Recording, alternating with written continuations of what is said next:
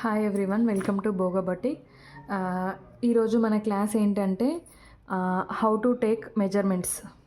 మనము ఏ డ్రెస్ అయినా కానీ, బ్లౌజ్ కానీ, మనము ఏది డిజైన్ చేయాలన్నా కానీ ఫస్ట్ మనకైతే ప్రాపర్ మెజర్మెంట్స్ ఇంపార్టెంట్ అన్నమాట. మనం ఒక బ్లౌజ్ స్టిచ్చింగ్ చేస్తున్నాము, కట్ చేస్తున్నాము అన్నప్పుడు సో ప్రాపర్గా మెజర్మెంట్స్ తీసుకొని కట్ చేసి స్టిచ్ చేస్తుంటాము.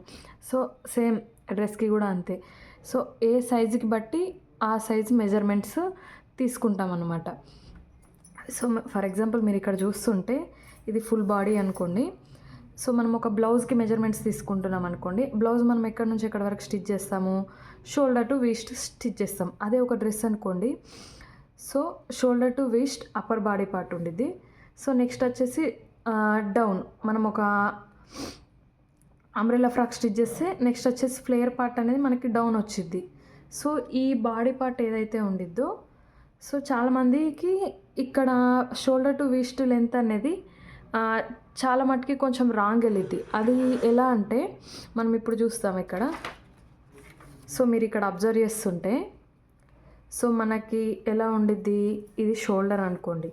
సో ఇక్కడ వచ్చేసి చెస్ట్, ఇది వచ్చేసి వీస్ట్ అనుకోండి. సో మనం ఏం చేస్తామంటే జనరల్గా ఇక్కడ టేప్ పెట్టుకొని మన షోల్డర్ పైన డైరెక్ట్ ఇలా పెట్టేసుకుంటాం. వీస్ట్ ఏ లెంత్ వరకు ఉందో ఆ లెంత్ వరకు తీసుకుంటాం. సో ఇలా తీసుకోవడం అనేది రాంగ్ అనమాట. సో అలా తీసుకున్నప్పుడు మనకి లెంత్ అనేది తగ్గిద్ది. సో మనము స్టిచ్ చేసిన తర్వాత మన వాట్ ఎవర్ బ్లౌజ్ ఆ డ్రెస్ అది ఏదైతే ఉందో పైకి వెళ్ళిపోద్ది. మీరు ఇక్కడ తీసుకున్నప్పుడు ఉన్నది స్టిచ్ చేసిన తర్వాత ఇక్కడికి వచ్చేసిద్ది. సో లిటిల్ బిట్ అంటే కొంచెం వేరియేషన్ వస్తుంది కంపల్సరీ.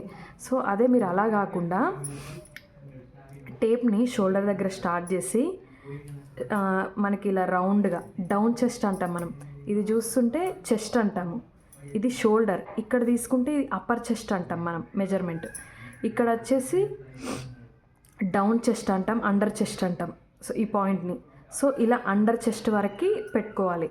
పెట్టుకున్న తర్వాత సో మనకి వీస్ట్ ఎంత వరకు కావాలి, సో ఎంత లెంత్ కావాలంటే అప్పుడు అంత లెంత్ తీసుకోవచ్చు. మ్యాక్సిమం మనం బ్లౌజెస్కి అయితే ఇలా పెట్టుకున్న తర్వాత 1.5 ఇంచ్ టు 2 ఇంచెస్ వరకు తీసుకుంటాం.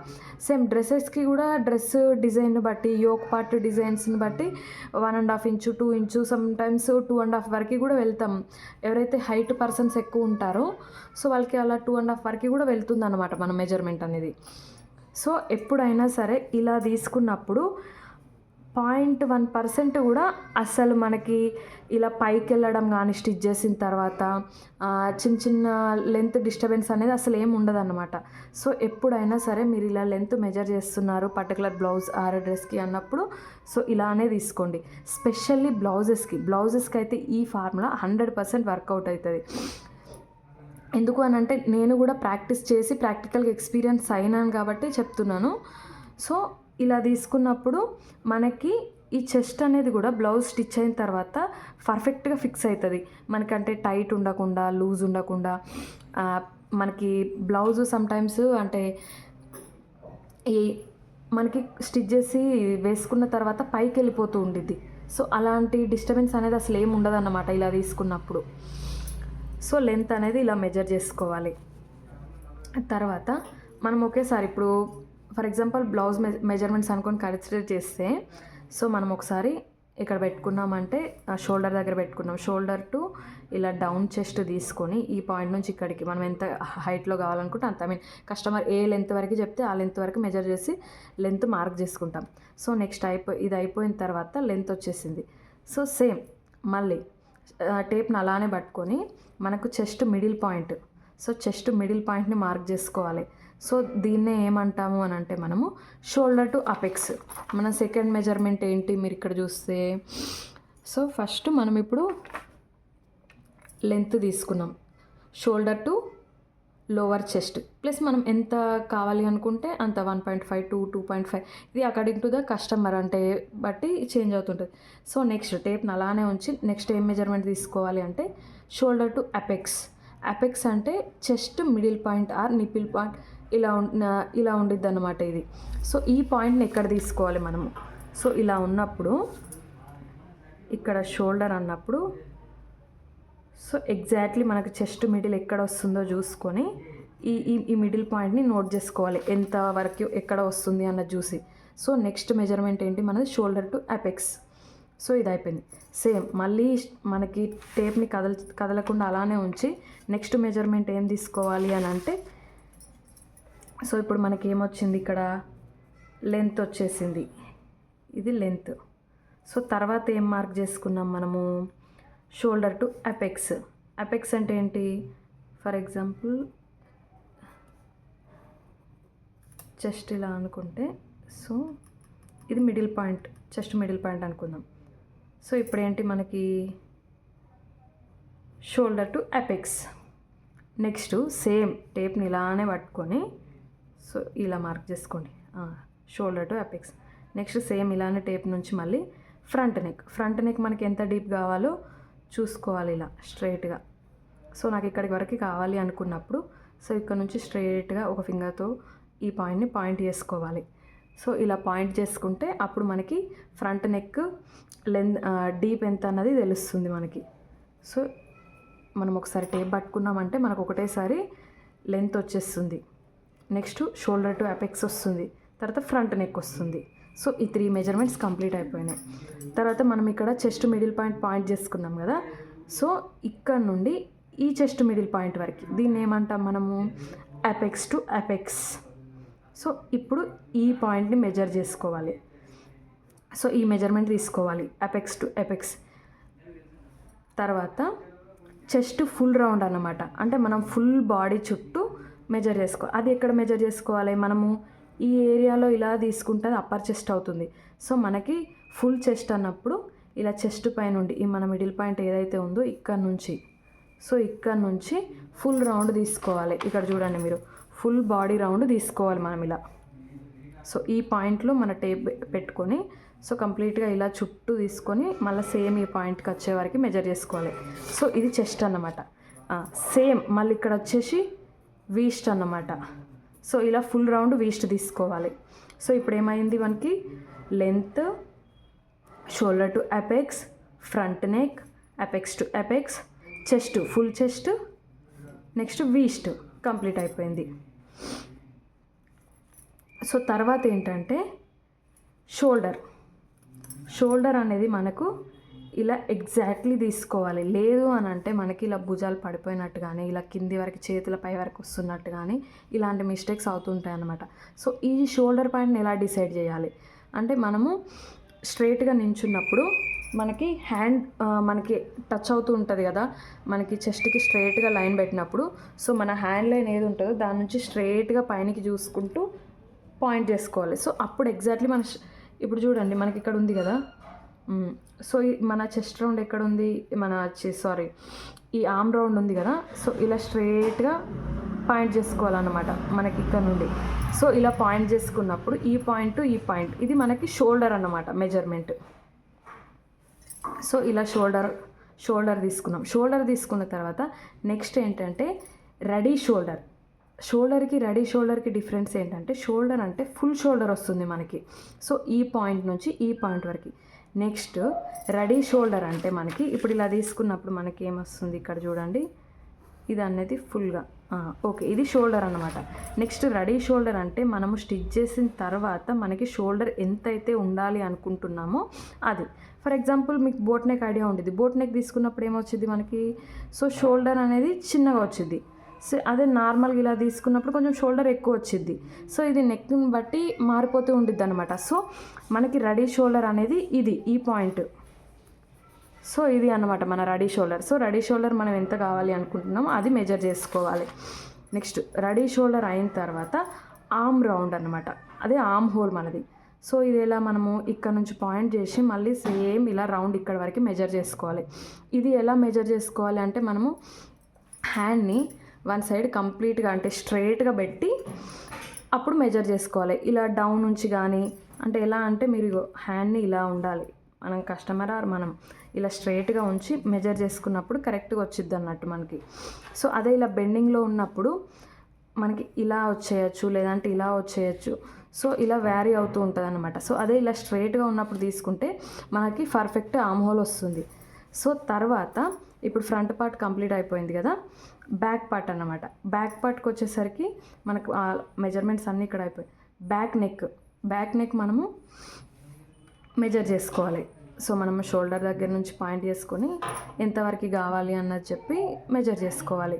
తర్వాత నెక్స్ట్ ఏంటి అని అంటే చాలా వరకు మనకి నెక్ మెజర్ చేస్తున్నప్పుడు ఇలా క్రాస్లో కూడా తీసుకుంటారు.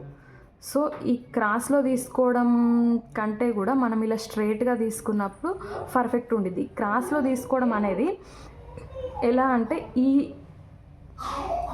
ఈ లెంత్ అనేది మనకి షోల్డర్ పైన డిపెండ్ అయి ఉండిద్ది. సో ఫర్ ఎగ్జాంపుల్ మీరు ఇక్కడ చూస్తుంటే ఇది ఎక్కడి వరకు ఉంది, సో ఇది అన్నమాట యాక్చువల్గా నెక్ లెంత్. మీరు ఇక్కడ నుంచి సో ఈ పాయింట్కి ఇలా మార్క్ చేసినప్పుడు ఇది వచ్చింది. అదే మీరు రెడీ షోల్డర్ ఇక్కడి వరకే తీసుకున్నారు అనుకోండి, సో అప్పుడు ఏమొస్తుంది, మనము ఇక్కడ నుంచి ఇక్కడ వరకు వస్తుంది. మనం మెజర్ చేసేటప్పుడు ఇక్కడ నుంచి ఇక్కడికి మెజర్ చేస్తే రెడీ షోల్డర్ మాత్రం చిన్నగా తీసుకుంటాం. సో అప్పుడు మనకి ఇక్కడ నుంచి రావాలి కదా, సో రావట్లేదు. సో అప్పుడు నెక్కి డిస్టర్బెన్స్ అవుతుంది అనమాట. అంటే ఈ లెంత్ మ్యాచ్ అవ్వదు మనకి. సో ఇప్పుడు ఈ పాయింట్ దగ్గర చూడండి, దీనికి ఎంత డిఫరెన్స్ ఉంది. సో ఈ డిఫరెంట్ ఫైండ్ చేసినాం మనం ఇప్పుడు. సో ఇలాంటి డిస్టర్బెన్స్ని అవాయిడ్ చేయడానికి ఎప్పుడైనా కానీ మీరు నెక్ పాయింట్ని డిసైడ్ చేసుకున్న తర్వాత సో ఇలానే తీసుకోండి. ఫ్రంట్ అండ్ బ్యాక్కి ఇలా మనం పాయింట్ చేసుకుంటే ఇక్కడ మనకు టేప్లో వచ్చేస్తుంది. సో ఇది 100% వర్కౌట్ అవుద్ది. దీనివల్ల డిస్టర్బెన్స్ ఏముండదు. అదే మీరు రెడీ షోల్డర్ని ఈ పాయింట్ నుంచి తీసుకున్నారనుకోండి, అప్పుడు ఇక్కడ నుంచి ఇక్కడ వరకు పర్ఫెక్ట్గా వస్తుంది. అదే మనం రెడీ షోల్డర్ అనేది తక్కువ తీసుకోవడం కానీ దీనికంటే ఎక్కువ తీసుకున్నాం అన్నప్పుడు సో మనకి ఎక్కువ తక్కువ అవుతుండిద్ది అన్నమాట. సో ఇది బ్యాక్ నెక్ అన్నమాట.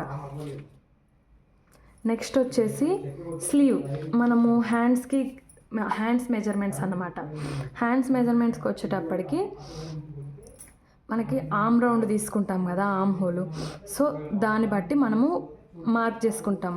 సో దాంట్లో హాఫ్ తీసుకొని మనం ఫ్యాబ్రిక్ ఫోల్డింగ్ పెట్టుకొని సో అప్పుడు మార్క్ చేస్తూ ఉంటాం. సో మనకి దీనికి కావాల్సిన మెజర్మెంట్స్ ఏంటంటే సో ఆర్మ్ హోల్. సో మనం ఆల్రెడీ ఇక్కడ తీసుకుంటాం కదా ఆర్మ్ హోల్.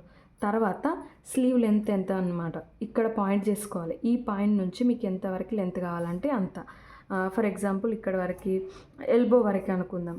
సో ఈడి వరకు తీసుకుంటే సో ఇక్కడ నుంచి ఈడి వరకు లెంత్ మార్క్ చేసుకోవాలి. లెంత్ మార్క్ చేసుకున్న తర్వాత మనకి ఇక్కడ ఆల్రెడీ ఆర్మ్ హోల్ ఉండిద్ది. సో నెక్స్ట్ ఇక్కడ ఒకసారి మెజర్ చేస్తాం లూజ్ అనేది, హ్యాండ్ లూజు. తర్వాత ఇక్కడ ఒకసారి మెజర్ చేస్తారు. సో మనం ఏం చేస్తాం, నార్మల్గా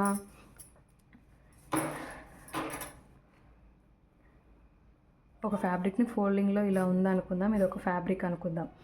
సో మనం ఇప్పుడు ఏం చేయాలి, హ్యాండ్ డ్రా చేయాలి. సో ఏం చేస్తాం, ఇది లెంత్ అనుకుందాం. సో అప్పుడు ఇలా చిన్న కర్వ్ ఇట్లా మార్క్ చేస్తాం. మనం మార్క్ చేసి ఇలా తీసుకుంటాం ఈ లూజు. సో ఈ లూజ్ని ఎలా మెజర్ చేస్తాం, మనకి ఈ పాయింట్ 7 వరకు తీసుకుంటున్నాము. సో అది ఇక్కడ మెజర్ చేసుకుంటాం. నెక్స్ట్ ఏంటి, మనం ఈ ఆర్మ్ రౌండ్ని తీసుకొని సో మనకి ఈ పాయింట్లో 7 వరకు వస్తుందో చూసి ఆడి వరకు మెజర్ చేసుకుంటాం అనుకోండి, సపోజ్ ఇట్లా. సో ఆర్మ్ హోల్ని బట్టి ఇది మెజర్ చేసుకుంటాం, ఈ లూజ్ని బట్టి. ఇది షార్ట్ హ్యాండ్స్ దగ్గర ఓకే, మనం ఇక్కడ ఒకసారి మెజర్ చేసుకొని ఇక్కడ ఒకసారి. అదే ఈ హ్యాండ్స్కి వచ్చేటప్పటికి ఇలా ఎల్బో హ్యాండ్స్ కానీ ఫుల్ హ్యాండ్స్ వచ్చేటప్పటికి మనం ఏం చేయాలంటే ఎప్పుడే కానీ ఇక్కడ ఒకసారి తీసుకోవాలి హ్యాండ్ లూజ్, ఇక్కడ ఒకసారి తీసుకోవాలి, ప్లస్ మిడిల్లో కూడా తీసుకోవాలి. కుదిరితే 3 ఇంచెస్కి 3 ఇంచెస్కి తీసుకుంటూ ఉండాలి. ఎందుకు అని అంటే మీరు ఇక్కడ పాయింట్ ఇక్కడ తీసుకున్నారు లూజ్, ఇక్కడ తీసుకున్నారు, అప్పుడు స్ట్రైట్గా డ్రా చేస్తారు ఇక్కడ వచ్చిన లూజ్ని బట్టి. ఇప్పుడు హ్యాండ్ ఉంది కదా, సో ఇక్కడ వచ్చిన దాన్ని బట్టి ఇలా డ్రా చేస్తుంటాం మనం హ్యాండ్ని. అదే ఫర్ ఎగ్జాంపుల్ అంటే పర్సన్ టు పర్సన్ తీసుకోవాలన్నమాట ఇది. ఇప్పుడు ఒక పర్సన్కి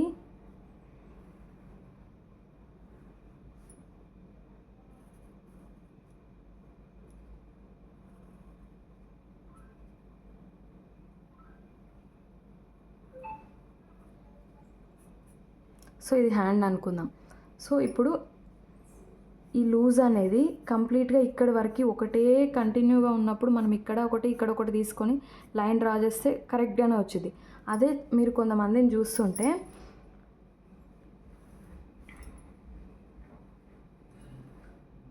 ఇక్కడ కొంచెం లావుగా ఉండి ఇక్కడ కొంచెం సన్నగా ఉండిద్ది. సో ఇది అనేది చేంజ్ అవుతూ వస్తుంది మనకి ఇలా చేంజ్ అవుతూ వస్తున్నప్పుడు ఇక్కడ తీసుకొని ఇక్కడ ఒకటి తీసుకొని డ్రా చేస్తే అది పర్ఫెక్ట్గా ఉండదు. సో ఈ మిడిల్లో ఒక పాయింట్ సో అలా తీసుకున్నప్పుడు మనకి వ్యారీ అవుతూ ఉంటాయి. సో అందుకని మనము అంటే చూడగానే ఎస్టిమేట్ చేయలేము. సో అదొకటి మైండ్లో పెట్టుకొని ఎప్పుడే కానీ ఇలా మనం ఒక హ్యాండ్ అంటే ఫుల్ తీసుకున్నా సరే 3 ఇంచెస్ ఆర్ 5 ఇంచెస్ గ్యాప్లో మెజర్ చేస్తూ ఉండాలి ఫుల్ హ్యాండ్ని. నెక్స్ట్ ఇంకొకటి ఏంటి అని అంటే మనము ఇక్కడ ఈ మెజర్మెంట్ ఫుల్ హ్యాండ్స్ తీసుకున్నప్పుడు ఈ మెజర్మెంట్ని ఎలా అంటే హ్యాండ్ ఇప్పుడు నేను ఇక్కడ ఎలా ఫోల్డ్ చేసి పెట్టానో సేమ్ అలానే ఫోల్డ్ చేసి పెట్టి ఈ రౌండ్ తీసుకోవాలి. లేదు ఇట్లా మనకి